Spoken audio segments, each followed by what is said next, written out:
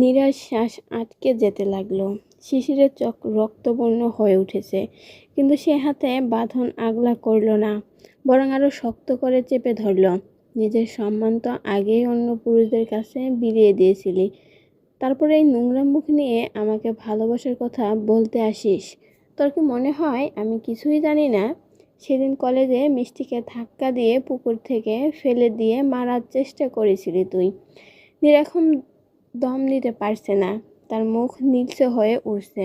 সে হাত পা ছুটতে লাগলো, শিশিরের হাত ছাড়ানোর চেষ্টা করলো, কিন্তু শিশিরের শক্ত হাতের বাঁধন থেকে সে কিছুতেই মুক্ত হতে পারল না। তখন শান্ত দৌড়ে এসে শিশিরকে সরানোর চেষ্টা করলো। ভাই ছেড়ে দে ওকে, মরে যাবে তো।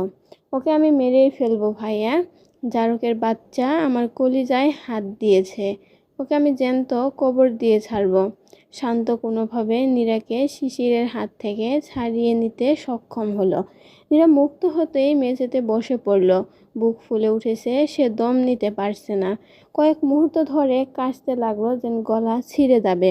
অন্যদিকে শিশির স্থির হয়ে দাঁড়িয়ে আছে, তার বুক ওঠানামা করছে, চোখ দুটো রক্তবর্ণ হয়ে আছে। ধীরে ধীরে সে তার দৃষ্টি নিজের মায়ের দিকে নিক্ষেপ করলো। তার ঠোঁটের কোণে তাচ্ছিল্যের হাসি ফুটে উঠল। তীক্ষ্ণ কণ্ঠে সে বলল, মিসেস শায়লা মির্জা, আপনাকে হয়তো আমি পুলিশের হাতে তুলে দিতে পারবো না, কারণ আপনি আমার জন্মদাত্রী মা। অথচ আজ এই মা শব্দটা উচ্চারণ করতেও আমার ঘৃণা হচ্ছে। তবে এটা ভেবে বসে থাকবেন না যে আপনার কোনো শাস্তি হবে না। আজ থেকে আপনি আমাকে হারিয়ে ফেললেন। আজ থেকে শিশির নামে আপনার কোনো সন্তান নেই। আপনি হয়তো সারা জীবন ডুকরে ডুকরে কাঁদবেন আমার মুখ থেকে মা ডাকটা শোনার জন্য, কিন্তু বিশ্বাস করুন, জীবনের শেষ দিন পর্যন্ত আপনি আর কোনোদিনও আমার মুখে মা ডাক শুনতে পারবেন না। শায়লা মির্জার বুক কেঁপে উঠল। সে বিষময় দৃষ্টিতে তাকিয়ে রয়, আর শিশির কথাগুলো বলে এক মুহূর্তও সেখানে দাঁড়িয়ে থাকতে পারল না। তার বুকের ভেতরটা যেন ফেটে যাচ্ছে। সে বড় বড় পা ফেলে দ্রুত বাসা থেকে বেরিয়ে গেল। এই মুহূর্তে হিয়ার চোখের দিকে তাকানোর সাহসও তার নেই। শিশির চলে যেতেই রশিদ মির্জা সামনে এগিয়ে এলেন। মুহূর্তের মধ্যে তিনি শায়লা মির্জার গালে পরপর দুটো জোরে থাপ্পড় বসিয়ে দিলেন। রুমের ভেতর থাপ্পড়ের শব্দ প্রতিধ্বনিত হয়ে উঠল। তিনি ক্রোধে কাঁপতে কাঁপতে বললেন, তোমার মধ্যে কোনো মনুষ্যত্ব নেই। কেমন মা তুমি? নিজের ছেলের সুখ নিজের হাতে ধ্বংস করে দিলে। তোমার কে কে তো? তিনি আবারও হাত উঠাতে চাইলে লিমা তাড়াতাড়ি এসে তার হাত ধরে ফেলল। রশিদ মির্জা রাগে ফুঁসতে ফুঁসতে আবারও বললেন, এই বেয়াদব মহিলাকে আমার বাড়ি থেকে বের করে দাও। এর মতো জঘন্য মহিলার এই বাসায় থাকার কোনো অধিকার নেই। কথাগুলো বলে তিনিও গটগট করে সিঁড়ি বেয়ে উপরে উঠে চলে গেলেন। অন্যদিকে তন্নি শক্ত করে হিয়াকে জড়িয়ে ধরে আছে। এক মুহূর্তের জন্য সে তাকে ছেড়ে দিচ্ছে না। হিয়া পাথরের মতো নিস্তেজ হয়ে তন্নির বুকে লেপ্টে আছে। তার চোখে কোনো চেনা আলো নেই। আজ মানুষগুলো তার হৃদয়টা সম্পূর্ণ ভেঙে চুরমার করে দিয়েছে। সে তো জীবনে একটু সুখী চেয়েছিল, শুধু একটু ভালোবাসা, কিন্তু সেই সামান্য সুখটুকুও যেন তার ভাগ্যে সহ্য হলো না। রাত প্রায় 10টা। নিঃশব্দ বাসায় ভেতর দিয়ে করিডোরে হালকা টলমল শব্দ শোনা গেল। শিশির সিঁড়ি বেয়ে হেলতে দুলতে উপরে উঠছে। আর সে অ্যালকোহলিক ড্রিঙ্ক খেয়েছে, যার কারণে ঠিকভাবে পা ফেলতেও পারছে না। বুকের ভেতরের আগুনটা কিছুক্ষণের জন্য নিভিয়ে দেওয়ার জন্যই তাকে এই পথ বেছে নিতে হয়েছে। সে করিডোর দিয়ে হাঁটতে হাঁটতে কয়েকবার হোঁচট খেলো। একবার তো সোজা মেঝেতে পড়েই গেল। কিছুক্ষণ পর আবার নিজেই উঠে দাঁড়ালো। চোখ ঝাপসা হয়ে আসছে। হঠাৎ সে দেয়ালে ধাক্কা খেতে যাচ্ছিল। ঠিক তখনই শান্ত দ্রুত এগিয়ে এসে তাকে ধরে ফেলল। ছোট ভাইয়ের এমন অসহায় অবস্থায় দেখে শান্তর বুকটা মোচড় দিয়ে উঠল। সে কাঁপা কাঁপা কণ্ঠে বলল, তুই কি ড্রিঙ্ক করেছিস? শিশির ঠোঁটের কোণে অদ্ভুত এক হাসি ফুটিয়ে বলল, কি করবো বলো? তোমার মা তো আমার সবটুকু সুখ কেড়ে নিল। এখন এটাই আমার একমাত্র ভরসা। শান্ত কিছু বলল না, নীরবে দাঁড়িয়ে রইল। কিছুক্ষণ পরে শিশির আবার জিজ্ঞাসা করল, ভাইয়া আমার মিষ্টি কোথায়? লিমাকে ঘুম পাড়িয়ে দিয়েছে। শিশির চোখ বন্ধ করলো। তারপর আবার প্রশ্ন করলো, আর তন্নি? ওকে আমি বাসায় পৌঁছে দিয়ে এসেছি। মেয়েটা নিজেও খুব শক্ত হয়ে গেছে। হিয়াকে নিজের সাথে নিয়ে যেতে চেয়েছিল, কিন্তু হিয়া যেতে চায়নি। শিশির আর কথা বাড়ালো না। বুকের ভেতর জমে থাকা অদ্ভুত এক ভার নিয়ে ধীরে ধীরে নিজের রুমের ভেতরে ঢুকে পড়ল। দরজাটা ঠেলে ভেতরে ঢুকতে সে স্বাভাবিক অভ্যাসে রুমের লাইট অন করলো। আলো জ্বলার সাথে সাথে তার চোখ প্রথমে গিয়ে পড়ল বিছানার দিকে। পুরো বিছানাটা ফাঁকা, বেডশিট যেমন ছিল তেমনই পড়ে আছে, বালিশ দুটো ঠিক জায়গায় রয়েছে, কিন্তু সেখানে হিয়ার কোনো ছায়া পর্যন্ত নেই। এক মুহূর্তের জন্য যেন শিশিরের বুকটা ধক করে উঠল। অদ্ভুত এক অজানা ভয় তার বুকের ভেতর কাঁপন ধরিয়ে দিল। তার মনে হচ্ছে কিছু একটা ঠিক নেই। সে দ্রুত কয়েক পা এগিয়ে বিছানার কাছে গেল। চারপাশে চোখ বুলিয়ে দেখল ওয়াশরুমের দরজা আধ খোলা। সে তাড়াতাড়ি সেখানে গিয়ে দরজা ঠেলে খুলল। মিষ্টি কোনো সাড়া শব্দ এলো না। ওয়াশরুমও ফাঁকা।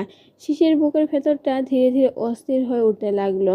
সে এবার রুমের প্রতিটা কোনো খুঁজতে শুরু করলো, কিন্তু হিয়া নেই, এমনকি বেলকনিতেও নেই। হঠাৎ তার চোখ গিয়ে আটকে গেল বিছানার উপর। বালিশের পাশে ছোট্ট করে ভাঁজ করা একটা চিরকুট পড়ে আছে। শিশিরের বুকের ধুকপুকানি আরও বেড়ে গেল। ধীরে ধীরে সে বিছানার দিকে এগিয়ে গেল। হাত বানিয়ে চিরকুটটা তুলে নিল। চিরকুটটি খুলে শিশির ধীরে ধীরে পড়তে শুরু করলো। আপনাকে প্রিয় বলবো নাকি অপ্রিয় বলবো আমি নিজেই বুঝতে পারছি না শিশির ভাইয়া। আচ্ছা শিশির ভাইয়া, আপনি নাকি আমাকে ভালোবাসেন, অথচ এতগুলো বছর ধরে আমাকে খুনের অপবাদ বয়ে বেড়াতে হলো, আর আপনি নীরব হয়ে সব কিছু দেখলেন। একবারও কি আপনার মনে হলো না সত্যটা বলা উচিত? মামুনিকে না বললেও অন্তত আমাকে তো বলতে পারতেন। আপনার কি মনে হয়েছিল আমি সব শুনেই মামুনিকে গিয়ে বলে দিতাম? জানেন, এই পৃথিবীতে যদি কারো প্রতি আমার সবচেয়ে বেশি অভিযোগ থাকে তবে সেটা আপনার প্রতি। আপনি আমাকে কষ্ট দিয়েছেন, আঘাত করেছেন, সেই জন্য নয়। আপনি যদি আমাকে মেরেও ফেলতেন তবুও হয়তো এতটা কষ্ট পেতাম না, কিন্তু আপনি আমাকে বিশ্বাস করতে পারেননি। আমি কি সত্যি এতটাই অবিশ্বাসের যোগ্য ছিলাম? সামান্য একটা ভিডিও দেখে আপনি আমাকে অপরাধী মানিয়ে ফেললেন। আমার চোখে অশ্রু, আমাকে অসহায়তায় কিছুই কি আপনার চোখে পড়েনি? আমার বুকের ভেতরটা ভেঙে চুরমার হয়ে যাচ্ছিল, আর আপনি নির্দ্বিধায় সেই ভাঙা বুকে লাথি মেরেছেন। অথচ বলছেন আপনি আমাকে ভালোবাসেন। আপনার সেই ছোট্ট ভুলের মূল্য আমাকে কত বড় করে দিতে হলো জানেন? আমি আমার নিজের কলেজার টুকরোটুকে বুকে জড়িয়ে নিতে পারলাম না। আমার সন্তান, আমার ছোট্ট প্রাণ, আমি তাকে একবারও কাছে পেলাম না। জানেন, আমারও খুব ইচ্ছে করেছিল ওর কাছে চলে যেতে, কিন্তু আমি আমার মায়ের মতো হারিয়ে যেতে চাইনি। মা বলতো আমার নাকি ধৈর্য নেই, অথচ দেখুন নিজের সন্তানকে হারিয়ে আমি এখন বেঁচে আছি। কিন্তু এই কষ্টের জন্য আপনাকে আমি কোনোদিনও ক্ষমা করতে পারবো না। আমি চলে যাচ্ছি। এই বিশাল পৃথিবীর কোথাও না কোথাও নিশ্চয়ই আমার জন্য একটু জায়গা আছে। আপনার মতো একজন নিকৃষ্ট মানুষের সঙ্গে একই ছাদের নিচে বেঁচে থাকা আমার পক্ষে সম্ভব নয়। আর আপনার মাকে বলে দেবেন তাদের জীবনের পথের কাঁটা আজ সরে গেছে। যদি আর কিছুদিন আগে আমি ওই অভিশপ্ত বাড়ি ছেড়ে চলে আসতে পারতাম, তাহলে হয়তো আমার ছোট্ট প্রাণটা আজ আমার কাছেই থাকতো। ওর জন্য ওর মাকে এতটা কষ্ট সহ্য করতে হতো না। আজ আপনাকে চিরকালের জন্য মুক্ত করে দিলাম। আপনার যাকে ভালো লাগে তাকে নিয়ে নতুন করে সংসার করবেন। এটি কোনো এক সন্তানহারা মা। চিরকুটের প্রতিটা শব্দ পড়তে পড়তে শিশিরের বুকটা যেন মোচড় দিয়ে উঠল। হাতের চিরকুট কাঁপতে লাগলো তার আঙুলের ফাঁকে। মনে হচ্ছিল প্রতিটি অক্ষর আগুন হয়ে তার বুকে বিচ্ছে। নিজের ভুলের ভার যেন হঠাৎ করে তার সমস্ত অস্তিত্বকে চূর্ণ করে দিল। যে ভুলের জন্য সে তার নিজের সন্তানকে হারিয়েছে, আজ সেই ভুলেই তার জীবনের শেষ আশাটুকু কেড়ে নিল।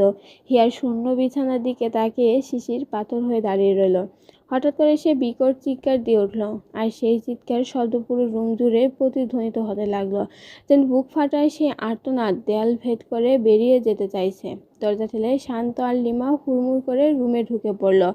ভিতরে ঢুকেই তারা থমকে যায়। শিশির মেঝেতে বসে আছে, দু হাতে মাথা চেপে ধরে অঝোরও কাঁদছে। তার সেই অসহায় কান্না দেখে দুজনের বুক কেঁপে ওঠে।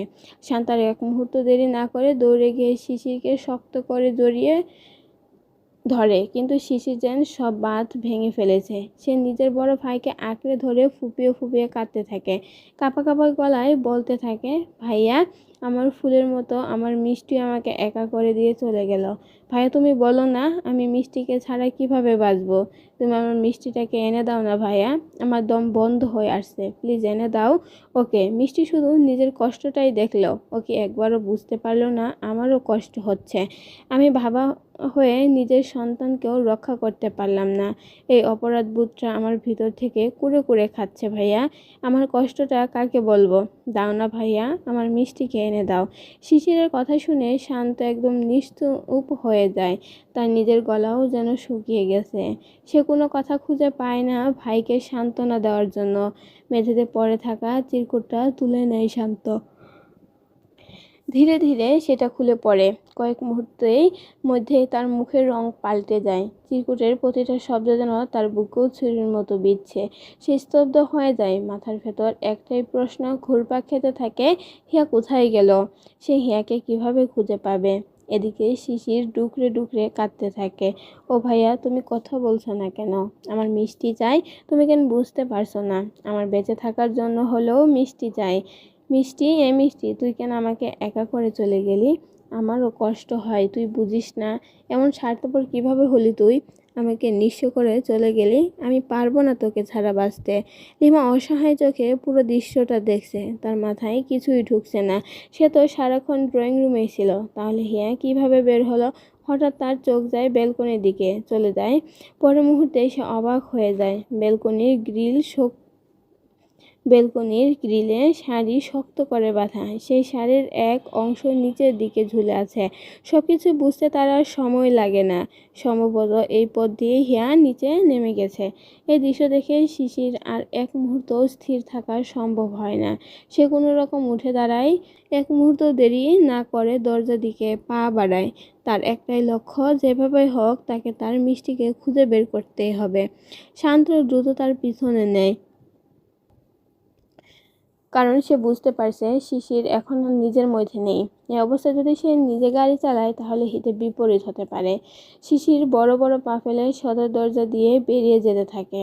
গাড়িতে গিয়ে সে ড্রাইভিং সিটে বসে স্টার্ট দেয়। শান্ত অনেকবার তাকে বারণ করলো, কিন্তু শিশির যেন কিছুই শুনলো না। বাধ্য হয়ে শান্ত তার পাশের সিটে গিয়ে বসে পড়ল। শিশির দ্রুত গাড়ি চালাতে শুরু করে। সে শহরের বিভিন্ন জায়গায় নিজের বন্ধুদের ফোন করে হিয়াকে খুঁজতে বলে, আর নিজেও একের পর এক জায়গায় খুঁজতে থাকে। রেল স্টেশন, বাস স্টেশন, হাঁটার রাস্তা, পার্ক। যেখানে তার মনে হয় হিয়া যেতে পারে সেখানে সে ছুটে যায়, কিন্তু কোথাও হিয়ার কোনো খোঁজ নেই। শিশু যেন পাগলের মতো আচরণ করছে, তার চোখ লাল হয়ে গেছে, মুখ শুকিয়ে গেছে। শান্ত উৎকণ্ঠিত কণ্ঠে বলল, ভাইয়া তুই পাশে বস, আমি গাড়ি চালাই। তুই নিজের মধ্যে নেই, সেটা কি বুঝতে পারছিস না? এভাবে গাড়ি চালালে অ্যাক্সিডেন্ট হয়ে যাবে। কিন্তু তার কথা শিশিরের কানে যেন পৌঁছালোই না। প্রায় 3 ঘন্টা ধরে খোঁজাখুঁজি করার পরও তারা ব্যর্থ হয়। গাড়ির স্টিয়ারিং শক্ত করে ধরে শিশির ভাঙা গলায় বলে উঠল, মিষ্টি তুই কোথায় হারিয়ে গেলি আমাকে রেখে? হঠাৎ করে তার মনে পড়ল তন্নির কথা। সম্ভবত হিয়া তন্নির বাসায় গেছে। এই চিন্তা মাথায় আসতেই সে তৎক্ষণাৎ গাড়ি ঘুরিয়ে তাদের বাসার দিকে ছুটে যায়। গাড়ি প্রায় উড়ন্ত গতিতেই চলতে থাকে। মাত্র 10 মিনিটের মধ্যেই তারা তন্নিদের বাড়ির সামনে এসে দাঁড়ায়। গাড়ি থেকে নামতে গিয়েই শিশির হোঁচট খেয়ে মাটিতে পড়ে যায়, কিন্তু সে যেন কিছুই টের পায় না। সাথে সাথে উঠে দাঁড়িয়ে তন্নিদের সদর দরজা জোরে জোরে ধাক্কা দিতে থাকে। তার কণ্ঠ তখন অসহায় আকুতি, এ মিষ্টি, মিষ্টি, প্লিজ বের হ না বউ, আমার খুব কষ্ট হচ্ছে। তোকে ছাড়া তোর শিশির ভাইয়া একটুও ভালো নেই। তোর যত ইচ্ছে আমাকে আঘাত কর, তবু আমাকে একা করে দিয়ে চলে যাস না প্লিজ। এত ধাক্কাধাক্কি করার পরও ভেতর থেকে কোনো সাড়া শব্দ আসে না। শিশির হাত পা অসম্ভবভাবে কাঁপছে। জীবনে কোনো দিন শান্ত তার ভাইকে এতটা অসহায় অবস্থায় দেখেনি। শিশির ভাঙা গলায় বলল, ভাইয়া, ও ভাইয়া, মিষ্টি কি কোনোদিন আমার কাছে ফিরবে না? শান্ত কোনো উত্তর দিতে পারল না। তার গলাটাও যেন আটকে গেছে। শিশির আবারও পাগলের মতো দরজায় ধাক্কা দিতে থাকে। ঠিক তখনই ভেতর থেকে দরজাটা খুলে যায়। শিশির তড়িঘড়ি করে উঠে দাঁড়ায়। সামনে মধ্যবয়সী এক ভদ্রলোক দাঁড়িয়ে আছেন, সম্ভবত তন্নির বাবা। শিশু গড়গড় করে বলে উঠল, আঙ্কেল, আমার মিষ্টি এসেছে, ওকে একটু ডাকবেন, আমি ওকে নিতে এসেছি। প্লিজ প্লিজ একবার ওকে ডাকুন না। তার কণ্ঠ এতটা অসহায় ছিল যে মুহূর্তের জন্য মানুষটা মুখ নরম ভাব ফুটে উঠেছিল।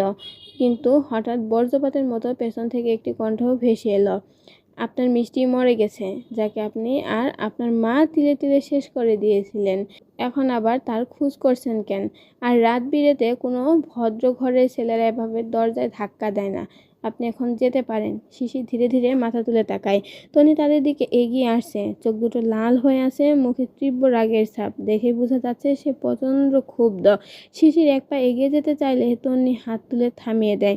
থামুন, একদম ওখানেই দাঁড়ান। আমি বলেছি না হিয়া মরে গেছে? তবু কেন এসেছেন? হিয়া আর কোনোদিনও আপনাদের কাছে ফিরবে না। চলে যান এখান থেকে। তন্নির কথাগুলো যেন ধারালো ছুরির মতো এসে শিশিরের বুকে বিদ্ধ হলো। শিশির অসহায়ের মতো বলল, তন্নি প্লিজ এমন কথা বলো না। আমি জানি আমি অনেক বড় ভুল করেছি, কিন্তু আমি আমার মিষ্টিকে ছাড়া বাঁচতে পারবো না। শুধু একবার ওর সাথে দেখা করতে দাও। তন্নি তাচ্ছিল্য হেসে উঠল। দেখা করবেন? কিন্তু কেন? ও আবার কষ্ট দিতে, নাকি একদম মেরে ফেলতে? শিশির মাথা নিচু করে নেয়। সে অসহায় সুরে বলল, প্লিজ এমন কথা বলো না তন্নি। তুমি তো আমার বোনের মতো। তাহলে কেন বুঝতে পারছো না মিষ্টিকে আমার লাগবে? যে কোনো কিছুর বিনিময়ে হলেও ওকে আমার লাগবেই লাগবে।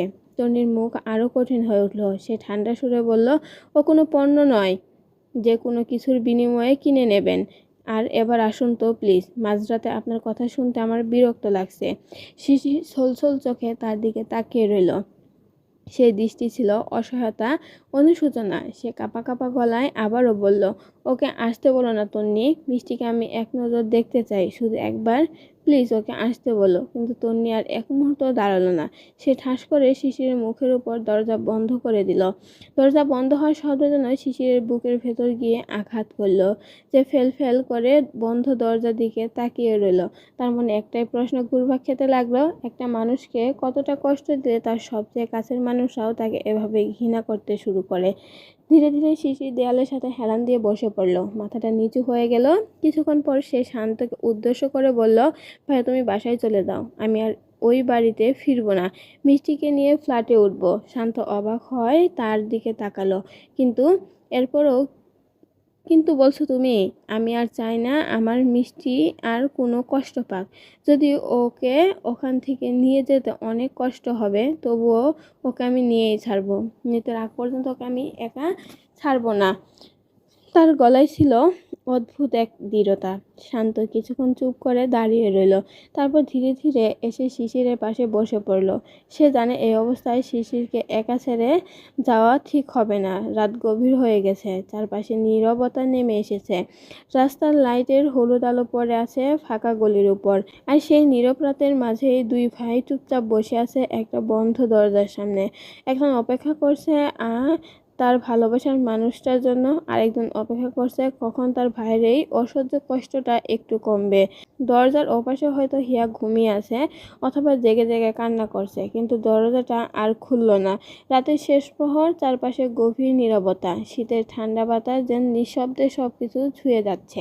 হিয়া ধীরে ধীরে রুমের দরজা খুলে গুটি গুটি পায়ে বেলকনির দিকে এগিয়ে গেল। তার বুকের ভেতর অদ্ভুত এক অস্থিরতা কাজ করছে। মনে হচ্ছে কিছু একটা তাকে টানছে বারবার অবিরাম। সে জন্য দেখতে চাই শিশির এখনো বাসার নিচে আছে কিনা। হিয়া তো ওই বাড়ি থেকে বেরিয়ে গিয়েছিল অজানা কোনো গন্তব্যের দিকে। কোথায় যাবে, কি করবে সে নিজেও জানতো না। শুধু একটা ইচ্ছে ছিল সবকিছু ছেড়ে অনেক দূরে চলে যাবে। কিন্তু ভাগ্য যেন তাকে ছাড়তে চায়নি। মাঝপথে তন্ময়ের সাথে দেখা হয়ে যায়। তন্ময় জোর করে তাকে তাদের বাড়িতে নিয়ে আসে। অনিচ্ছা সত্ত্বেও তাকে এখানেই থাকতে হচ্ছে। রুমের ভেতর বসে থাকলেও তার মনটা বারবার শিশিরের দিকেই ছুটে যাচ্ছে। সে নিজেকে বোঝাতে চেষ্টা করেছিল আর তার কিছুই আসে না, কিন্তু মন কি আর এত সহজে কথা শুনে? হিয়া বেলকনিতে এসে দাঁড়াতেই হঠাৎ তার দৃষ্টি স্থির হয়ে গেল। নিচে শিশির দাঁড়িয়ে আছে, আর অবাক করার বিষয় শিশির ঠিক তার দিকেই তাকিয়ে আছে। মুহূর্তের জন্য হিয়ার শ্বাস যেন আটকে গেল। দোতলা থেকে স্পষ্ট দেখা যাচ্ছে তাকে। শিশিরের চোখে অশ্রু টলমল করছে, সেই চোখে অপেক্ষার প্রহর গুনছে। হিয়ার বুক কেঁপে উঠল। সে আবারও অবাক হলো এটা ভেবে, এই কনকনে শীতের রাতেও শিশির জেগে আছে আর নীরব দৃষ্টিতে তন্নির বেলকনির দিকে তাকিয়ে আছে। হয়তো তার বিশ্বাস ছিল তার মিষ্টি একবার হলেও তাকে দেখতে আসবে। শিশিরের এলোমেলো চুল, অস্থির মুখ ও উস্কো খুস্কো চেহারা দেখে হিয়ার বুকটা হঠাৎ কেমন করে উঠল। এই মানুষটাকে তো তার ঘৃণা করা উচিত ছিল, কিন্তু ঘৃণার বদলে তার ভেতরটার মায়ায় ভরে যাচ্ছে। সে চোখ ফিরিয়ে নিতে চাইল কিন্তু পারল না। মনে হচ্ছিল এই মানুষটার কষ্টটা সে স্পষ্ট দেখতে পাচ্ছে। হিয়া চোখ বন্ধ করলো এক মুহূর্তের জন্য। না, সে আর দুর্বল হতে চায় না। এই মায়া যদি আর একটু বাড়ে তাহলে সে আর নিজেকে সামলাতে পারবে না। তাই সে সিদ্ধান্ত নিয়েছে সবকিছু ছেড়ে চলে যাবে, সবাইকে, সব স্মৃতিকে, সব ভালোবাসাকে পিছনে ফেলে এতটাই দূরে যেখান থেকে আর ফিরে আসার কথা ভাববে না। কারণ এই নরক যন্ত্রণা সে আর সহ্য করতে পারছে না। এত কিছু ভাবনার ভিড়ের মাঝেও হিয়ার চোখ বারবার গিয়ে থামছে শিশিরের উপর। মানুষটাকে কষ্ট দিতে গিয়েও যেন নিজের বুকটাকেই ছিঁড়ে ফেলছে সে। সে তো চাইলেই হিয়াকে ভালোবেসে আগলে রাখতে পারত, কিন্তু সে তার উল্টো করলো, তাকে সবার মতো নিজেও কষ্ট দিল। সে কিভাবে ভুলে গেল সবার কষ্ট হিয়া সহ্য করতে পারলেও ভালোবাসার মানুষটার কষ্ট সহ্য করা অসম্ভব। হঠাৎ শিশিরের শীতল কণ্ঠ ভেসে এলো, মিষ্টি, ফিরে আয় না আমার কাছে, তোকে ছাড়া আমি একটুও ভালো নেই। কথাগুলো শুনে হিয়ার বুকের ভেতরটা কেঁপে উঠল। তবুও তার মুখে কোনো প্রতিক্রিয়া দেখা গেল না। সে আগের মতোই দাঁড়িয়ে রইল, নির্বাক, নিথর। চোখ দুটো শুধু স্থির হয়ে আছে শিশিরের উপর। তারও অনেক কথা ছিল বলার, হাজারটা অভিযোগ, হাজারটা প্রশ্ন জমে আছে বুকের ভেতর, কিন্তু আজ যেন শব্দগুলো তার ঠোঁট পর্যন্ত এসে থেমে গেছে। কিছুতে বের হতে চাইছে না। বুকের ভেতর তীব্র যন্ত্রণা শুরু হলো। শিশিরের সেই আকুতি ভরা কণ্ঠ তাকে ভেতর থেকে আরো ভেঙে দিচ্ছে। নিচে দাঁড়িয়ে শিশির আবারও বলল, এই বউ, আয়না প্লিজ, তোর মতো এত কষ্ট সহ্য করতে পারি না আমি। এতটা ধৈর্য আমার নেই। শেষবারের মতো আমার বুকে ফিরে আয়, গড প্রমিস। আর তোকে কোনো কষ্ট স্পর্শ করতে পারবে না। সারা জীবন তোকে আগলে রাখবো, কখনো একা হাতে দিব না। তবুও ফিরে আয় একটা বারের জন্য। হিয়া নির্বাক দৃষ্টিতে তাকিয়ে রইল। তার চোখ ভিজে উঠেছে, কিন্তু সে অশ্রু গড়িয়ে পড়তে দিল না। নিচে দাঁড়িয়ে থাকা মানুষের দিকে তাকিয়ে থাকলো শুধু। হিয়াকে এভাবে নিশ্চুপ দেখে শিশিরের বুকটা হঠাৎ মুচড় দিয়ে উঠল। হিয়ার চোখে এখনো অশ্রু জমে আছে। অতিরিক্ত কান্নার কারণে তার চোখ মুখ ফুলে গেছে, লাল হয়ে আছে। তার এলোমেলো চুলে ঠান্ডা বাতাস লাগছে, কিন্তু সে সেদিকে কোনো খেয়ালই করছে না। শিশির ভাঙা গলায় আবারও বলল, বউ, আয়না ফিরে। তুই নিজেও তো হ্যাপি না, তবুও কেন এমন করছিস? তোকে ছাড়া কিছুই ভালো লাগছে না আমার। প্লিজ ফিরে আয় না। তোর মতো আমিও তো অনেক কষ্ট পেয়েছি। ওই পিচ্চিটার বাবা আমি। আমার কি ওর জন্য কষ্ট হচ্ছে না? আমাদের ভালোবাসার প্রতীক ছিল আমাদের বেবিটা, কিন্তু ওই মহিলাটা আমার বেবিটাকে আমার বুকে আসতে দিল না। দেখ, আমি নিজেও ভালো নেই। তুই যদি এমন মুখ ফিরে নিস তাহলে আমি বাঁচবো কিভাবে? তার কণ্ঠ এতটা অসহায়তা ছিল যে শুনলে যে কারো মন নরম হয়ে যাওয়ার কথা, কিন্তু হিয়া একটুও নড়ল না।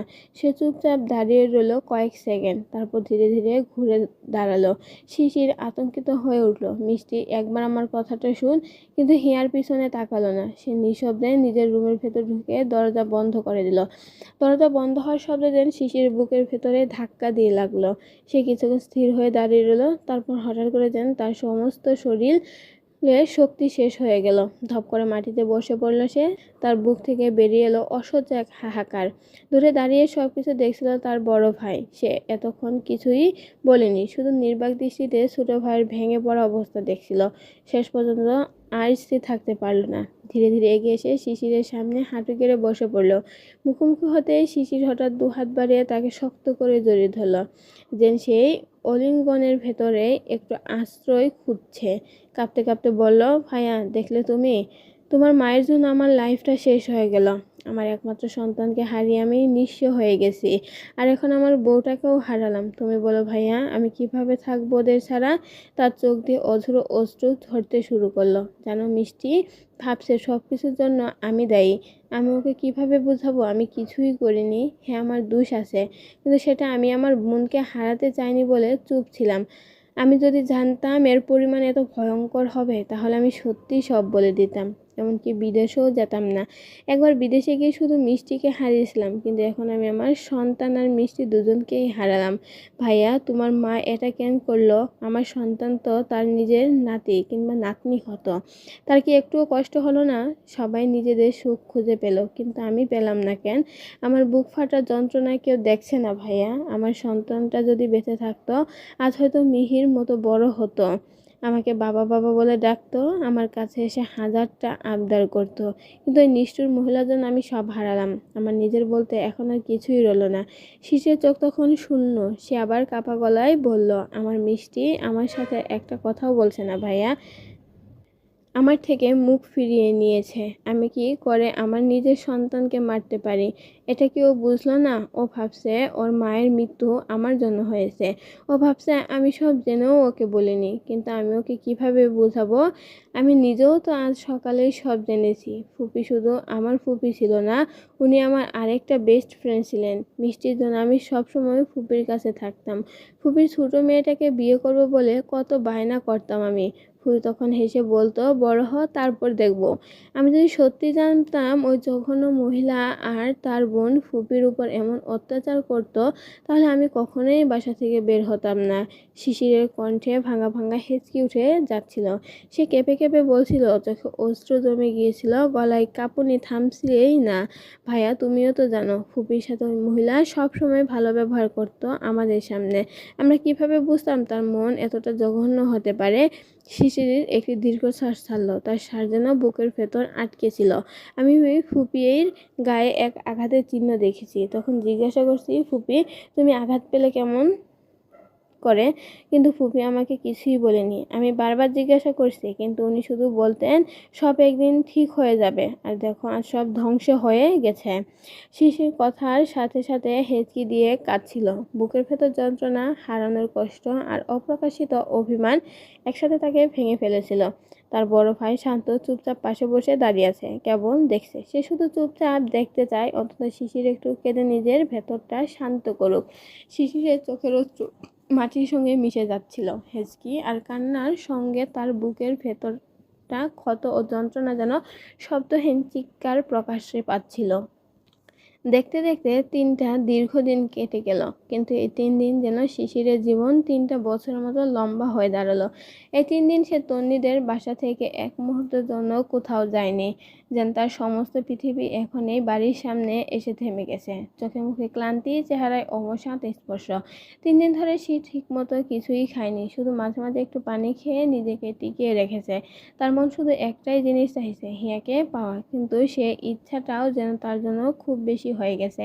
এই 3 দিন সে হিয়াকে এক পলকের জন্য দেখতে পায়নি। মেয়েটার জন্য নিজের রুমের ভেতরেই নিজেকে বন্দি করে ফেলেছে। দরজা বন্ধ করে আছে, কারোর সাথে কথা বলে না, বাইরে বেরও হয় না। শিশির অসংখ্যবার দরজার সামনে গিয়ে দাঁড়িয়ে ডাকাডাকি করছে, কখনো অনুরোধ করছে, কখনো কেঁদেছে, কখনো শুধু চুপচাপ দাঁড়িয়ে থেকেছে। যদিও মেয়েটা একবার দরজা খুলে তাকায়, কিন্তু ফলাফল সবসময় একই নীরবতা। শেষমেশ ক্লান্ত হয়ে সে বাড়ির আঙিনায় পুরনো আম গাছটার নিচে গিয়ে বসে পড়েছে। এই আম গাছটার নিচে সে এখন প্রায় সারাদিন কাটায়। মেয়েটাকে একবার দেখার আকুলতায় তার বুক যেন ফেটে যাচ্ছে। তবু হিয়া তার সামনে আসছে না। শিশির মাথা নিচু করে বসে নিজের সাথে আস্তে আস্তে কথা বলতে লাগলো। মিষ্টি, তুই এমন করছিস কেন? তুই কি সত্যিই আমার সব কষ্ট দেখতে পেলি না? তুই আমার আঘাতগুলো দেখতে পেলি, কিন্তু আমার ভালোবাসাটা দেখতে পারলি না? তুই কিভাবে তিনটা দিন আমাকে না দেখে থাকতে পারলি? একটুও কষ্ট হলো না তোর? আমি তোকে এক মুহূর্ত না দেখলে পাগল হয়ে যায়, আর তুই এত সহজে দূরে সরে গেলি। তার কণ্ঠ ছিল ভাঙা সুর, চোখে জমেছিল অজস্র না বলা কষ্ট। ঠিক তখনই হঠাৎ সদর দরজার দিকে তাকে শিশিরের দৃষ্টি থেমে গেল। দরজাটা ধীরে ধীরে খুলেছে, আর সেখান থেকে গুটি গুটি পায়ে বাইরে বেরিয়ে আসছে হিয়া। শিশির যেন প্রথমে বিশ্বাসই করতে পারল না। তার চোখে বিষময় বড় হয়ে গেল। 3 দিন পর যে মেয়েটাকে দেখছে। হিয়া ধীরে ধীরে তার দিকে এগিয়ে আসছে, তার মুখে অদ্ভুত এক দৃঢ়তা। শিশির আর নিজেকে সামলাতে পারল না। সে হঠাৎই দৌড়ে গিয়ে হিয়াকে নিজের বুকের সাথে শক্ত করে জড়িয়ে ধরল। তার কণ্ঠ কাঁপছিল, নিঃশ্বাস ভারী হয়ে উঠছিল। আই এম সরি মিষ্টি, I am really really sorry. তোকে স্যার আমি পাগল হয়ে যাচ্ছিলাম। প্লিজ আমার কাছে ফিরে আয় না। আমার দম বন্ধ হয়ে আসে। বুকের ভেতরটা এমনভাবে ব্যথা করে যেন কেউ কলিজা ছিঁড়ে নিয়ে নিয়েছে। শিশির ভাইয়ার এই কষ্টটা কিভাবে সহ্য করিস? আমার জন্য একটু মায় হয় না তোর? কিন্তু তার কথাগুলো শেষ হওয়ার আগে হিয়া সজোরে তাকে ধাক্কা দিয়ে সরিয়ে দেয়। শিশির প্রস্তুত ছিল না। দিনের অনাহারে আর দুর্বল শরীর সেই ধাক্কা সহ্য করতে পারল না। সে ভারসাম্য হারিয়ে মাটিতে পড়ে গেল। মাটিতে পড়ে গিয়ে সে একটু ব্যথা পেলেও সেই ব্যথাটা যেন তার কাছে তুচ্ছ হয়ে গেল, কারণ তার চেয়েও বড় ব্যথা ছিল হিয়ার চোখের দৃষ্টি। সে চোখে কোনো মায়া নেই, কোনো কোমলতা নেই। হিয়া একবারও ফিরে তাকালো না। শিশির বিষময় স্থির হয়ে রইল। সে নিজেই বুঝতে পারছে না সে ঠিক কতটা কষ্ট দিয়েছে এই মেয়েটাকে, যে তার নিজের কষ্ট এখন হিয়ার কাছে এতটাই তুচ্ছ হয়ে গেছে। কিছুক্ষণ পর শিশির কষ্ট করে আবারও উঠে দাঁড়ালো। শরীরে শক্তি প্রায় নেই, তবু সে নিজেকে সামনে আবার হিয়ার সামনে গিয়ে দাঁড়ালো। ধীরে ধীরে হাত বাড়িয়ে হিয়ার গালে আলতো করে স্পর্শ করলো। তার কণ্ঠ এবার অনেক শান্ত। আচ্ছা, আমাকে তোর ক্ষমা করতে হবে না, শুধু আমার সাথে ফিরে চল, তাহলেই হবে। আমরা ওই বাড়িতে যাব না, অন্য কোথাও চলে যাব, যেখানে তোর কখনো ওই মহিলার মুখ দেখতে হবে না। তোর ইচ্ছা হলে আমার সাথে কথা বলিস না, তবুও তুই শুধু আমার চোখের সামনে থাকবি। তোকে ছাড়া আমি একদম শূন্য হয়ে গেছি মিষ্টি, কেন বুঝিস না তুই? কিন্তু হিয়া তার হাতটা ঝটকা দিয়ে সরিয়ে দিল। তার চোখে আগুন জ্বলছে। সে রাগে কাঁপতে কাঁপতে বলল, আপনাকে কে অধিকার দিয়েছে আমাকে স্পর্শ করার? এত বেহায়া কিভাবে হন আপনি? আমি স্পষ্ট করে বলছিলাম আমি আপনার সাথে কোথাও যাব না, তবুও কেন এখানে পড়ে আছেন? আমাকে দেখাতে চান আপনি আমাকে ভালোবাসেন? শিশির অসহায়ের মতো বলল, আমি তো তোকে সত্যিই ভালোবাসি মিষ্টি। কিন্তু হিয়ার সাথে সাথে চিৎকার করে উঠল, জাস্ট শাট আপ। মুখে ভালোবাসি বললেই কি ভালোবাসা হয়ে যায়? এত আঘাত, এত যন্ত্রণা দেওয়ার পরেও আমি মেনে নেব যে আপনি আমাকে ভালোবাসেন? আমি কি এতটাই বোকা, এতটাই নাদান? শিশির কাঁপা কণ্ঠে আবারও ডেকে উঠল, মিষ্টি। ডাকটা যেন বুকের গভীর থেকে উঠে এলো। সেই পরিচিত স্নেহ ভরা ডাক, যেটা এক সময় শুনলেই হিয়ার মুখে হাসি ফুটে উঠত। কিন্তু সেই একই ডাক যেন হিয়ার কানে বিষের মতো লাগলো। হিয়া দুহাত দিয়ে নিজের মাথা চেপে ধরল। তার মুখভঙ্গিতে স্পষ্ট বিরক্তি আর অসহ্য যন্ত্রণা। সে প্রায় চিৎকার করেই বলে উঠল, চুপ করুন, দয়া করে চুপ করুন আপনি। এই ডাকটা আর শুনতে চাই না আমি। অসহ্য লাগে, একদম সহ্য করতে পারি না। আপনার কোনো অধিকার নেই আমাকে এই নামে ডাকার, তবুও কেন ডাকেন? কেন বারবার আমার সামনে এসে দাঁড়ান? কেন দাঁড়ান বলুন? শিশির নিঃশব্দে তার দিকে তাকিয়ে রইল। বিষণ্ণ মুখ নিয়ে আবারও বলল, ফিরে চল না বউ। বাক্যটা এতটাই অসহায় আর মলিন ছিল যে শুনলে যে কারো বুক কেঁপে উঠতে পারত। কিন্তু হিয়া হঠাৎ তাচ্ছিল্যের হাসি হেসে উঠে বলল, বউ। সে তিক্ত স্বরে বলল, আপনি সত্যিই হাসাতে পারেন। যাই হোক, দয়া করে এই বাড়ির সামনে আর কোনো দিন নাটক করবেন না। সিন ক্রিয়েট করে লাভ নেই। আপনি এবার বাড়ি ফিরে যান, কারণ আমি আর কোনোদিন আপনার সাথে ফিরব না। শিশিরের বুকটা যেন হঠাৎ করে ভারী হয়ে গেল। তবুও সে কিছু বলার আগে হিয়া আবার বলতে শুরু করলো, আপনি বাসায় গিয়ে আপনার জন্মদাত্রী জননীকে গিয়ে বলবেন তার পথের কাঁটা আর কোনোদিনও তাদের সামনে আসবে না। চিরদিনের জন্য চলে গেছে। সে জিতে গেল আর আমি হেরে গেলাম। না পারলাম নিজের মানুষটার আপন হতে, না পারলাম নিজের সন্তানকে বুকে জড়িয়ে রাখতে। শেষ কথাটা বলতে গিয়েও তার কণ্ঠ ভেঙে গেল। হিয়ার চোখ থেকে এবার অশ্রু গড়িয়ে পড়ল। সে আকাশের দিকে তাকিয়ে তীব্র শ্বাস ছাড়ল। আফসোস হচ্ছে, খুব আফসোস হচ্ছে। ইস, সেদিন যদি চলে আসতাম, তাহলে আমার প্রাণটা আজ আমার মধ্যেই থাকতো, আমার অস্তিত্বের সাথে মিশে থাকতো। তার হাতটা অনিচ্ছাকৃতভাবে নিজের পেটের উপর চলে গেল, কিন্তু ওর মা সেটা হতে দিল না। অন্যের কথা ভাবতে ভাবতে নিজের সন্তানকেই হারিয়ে ফেলল। তপ্ত শ্বাস ছাড়ল। শিশির অসহায় চোখে তাকিয়ে রইল। তার মিষ্টি কষ্ট পাচ্ছে, ডুকরে ডুকরে কেঁদে উঠছে, কিন্তু সে কিছুই করতে পারছে না। খুব ইচ্ছে করছিল মেয়েটাকে বুকে জড়িয়ে রাখার, তবে মেয়েটা তার স্পর্শই সহ্য করতে পারে না। নীরবতা ভেঙে হিয়া বলে উঠল, দেখা শেষ হয়েছে, এবার চলে যান। শিশির আবারও কাঁপা কণ্ঠে বলে উঠল, ফিরে চল না মিষ্টি। তার কণ্ঠ অসহায়তা ছিল। শেষবারের মতো আশা করে আছে মেয়েটা হয়তো একটু নরম হবে, হয়তো ফিরে তাকাবে। কিন্তু হিয়ার মুখে কোনো কোমলতা ফুটে উঠল না। সে ঠান্ডা দৃষ্টিতে তাকিয়ে বলল, কেন যাব আমি? কিসের জন্য যাব? আপনার চাহিদা মেটানোর জন্য? আপনাকে কি আমাকে কি আপনার পণ্য মনে হয়? যখন ইচ্ছে টিস্যুর মতো ব্যবহার করবেন, আর যখন ইচ্ছে টিস্যুর মতো ফেলে দিবেন। শিশির নিঃশব্দে আঘাতটা সহ্য করলো। তার ঠোঁট কাঁপছে, কিন্তু কোনো শব্দ বের হচ্ছে না। হিয়া থামলো না, বরং আরও কঠোর গলায় প্রতিধ্বনিত হলো, নিজেকে যদি সামলাতেই না পারেন তাহলে নীরার কাছে যান, সে তো আপনাকে চাই। এই সুযোগে দুজনে হ্যাপি হবেন। তবু যদি কম মনে হয় অন্য কোথাও যান, তবু আমার কাছে আসবেন না। আপনাকে দেখলেও আমার ঘৃণা লাগে। আপনার মতো কাপুরুষ মানুষ থাকলে থুতু ফেলতে ইচ্ছে করে। যারা মায়ের ভালোবাসায় অন্ধ হয়ে নিজের বউকেও আঘাত করতে দুবার ভাবে না, তাদের আমি মানুষই মনে করি না। কথাগুলো যেন একটার পর একটা ছুরি হয়ে শিশিরের বুকে বিঁধতে লাগলো। শিশির ছলছল চোখে তার দিকে তাকিয়ে রইল। সে অনেক কিছুই বলতে চাইল, কিন্তু শব্দগুলো যেন তার গলায় আটকে গেল। সে নিজেকে নির্দোষ প্রমাণ করতে পারল না। তার ভেতর একটা তীব্র উপলব্ধি ধাক্কা মারতে লাগলো। সে সত্যিই ব্যর্থ। না পারল নিজের অর্ধাঙ্গিনী আগলে রাখতে, না পারল নিজের সন্তানের জীবন বাঁচাতে। এই দুই ব্যর্থতার ভার যেন তার পুরো অস্তিত্বকে ভেঙে দিচ্ছে। হিয়া ঘুরে দাঁড়ালো, যেন আর এক মুহূর্ত এখানে দাঁড়িয়ে থাকতে চায় না। সে কয়েক পা এগিয়ে গেল, কিন্তু হঠাৎ আবার থেমে পেছনে ফিরে তাকালো। আর একটা কথা শুনে যান, আপনাকে যেন আর কোনোদিনও এ বাড়ির সামনে না দেখি। যদি আপনি এখানে আর এক মুহূর্তও থাকেন তাহলে আমি নিজেই এ বাড়ি ছেড়ে চলে যাব। আর সেটা যদি আপনি না চান তাহলে এখান থেকে চলে যান, আর কোনোদিন আমার সামনে আসবেন না। এই বলে হিয়া গটগট করে বাড়ির ভেতরে ঢুকে গেল। পরক্ষণে জোরে শব্দ করে দরজাটা বন্ধ হয়ে গেল। শব্দটা শিশিরের বুকের ভেতর গিয়ে আঘাত করলো। আঙিনায় আবার নীরবতা নেমে এলো। শিশির এখনো ঠিক সেই জায়গায় দাঁড়িয়ে আছে, স্থির নিথর। তার মাথার ভেতর শুধু একটা কথাই ঘুরপাক খাচ্ছে। তার একটা ভুলের পরিমাণ এতটা ভয়ঙ্কর হবে সে কখনো কল্পনাও করেনি। আর সে সব হারিয়ে ফেলেছে, তার স্ত্রী, তার সন্তান আর তার নিজের পৃথিবী। হঠাৎ করে কেউ একজন তার আঙুলটা শক্ত করে ধরে ফেলল। শিশুর একটু চমকে নিচের দিকে তাকালো, আর তাকাতেই সে থমকে গেল। ছোট্ট মিহি তার আঙুল আঁকড়ে ধরে দাঁড়িয়ে আছে। তার ছোট্ট হাতটা কাঁপছে, তার চোখ দুটো ভরা টলমল অশ্রুতে। মেয়েটা চুপচাপ তার দিকে তাকিয়ে আছে, যেন সে অনেক কিছু বুঝে ফেলেছে। এই ছোট্ট বয়সে সে বুঝে গেছে তার প্রিয় চাচু ভালো নেই। মিহিকে দেখা মাত্রই শিশিরের বুকটা কেঁপে উঠল।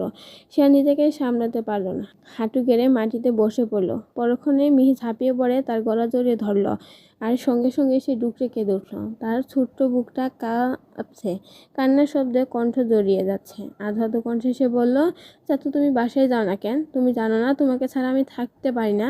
তুমি খাইয়ে না দিলে আমার পেট ভরে না। জানো চাচু, ছোট আম্মু কোথায় যেন হারিয়ে গেছে। আমি আব্বুকে কত বললাম, তবুও ছোট আম্মুর কাছে আমাকে নিয়ে গেল না। আমি ছোট আম্মুকে খুব মিস করছি। এই কথাগুলো শুনে শিশিরের বুকটা যেন ভেঙে টুকরো টুকরো হয়ে গেল। মেয়েটার সরল কথাগুলো তার হৃদয়ে গভীর আঘাত করলো। সে দুহাত দিয়ে মিহিকে শক্ত করে বুকে জড়িয়ে ধরল, যেন এই ছোট্ট মানুষটার মধ্যেই সে একটু সান্ত্বনা খুঁজে পাচ্ছে। কিন্তু নিজের চোখে আর আটকাতে রাখতে পারল না। অনিচ্ছা শত অবাধ্য অশ্রুগুলো তার চোখ থেকে গড়িয়ে পড়তে লাগলো। মিহির গলা হঠাৎ করে শিশিরের অশ্রু গড়িয়ে পড়তেই ছোট্ট মেয়েটা চমকে উঠল। সে ধীরে ধীরে মুখ তুলে তাকালো শিশিরের দিকে। চাচু, চোখ ভিজে গেছে। ছোট্ট মিহির বুকটা হঠাৎ কেমন করে উঠল। সে তার ছোট্ট ছোট্ট নরম হাত দিয়ে খুব যত্ন করে শিশিরের চোখের অশ্রু মুছে দিতে লাগলো, এবং কাঁদো কাঁদো কণ্ঠে সে বলল, চাচু তুমি কাঁদছো কেন? তুমি কাঁদলে আমার খুব কষ্ট হয়। সে আরও একটু কাছে এসে শিশিরের গাল স্পর্শ করলো। চাচু তুমি কেঁদো না প্লিজ।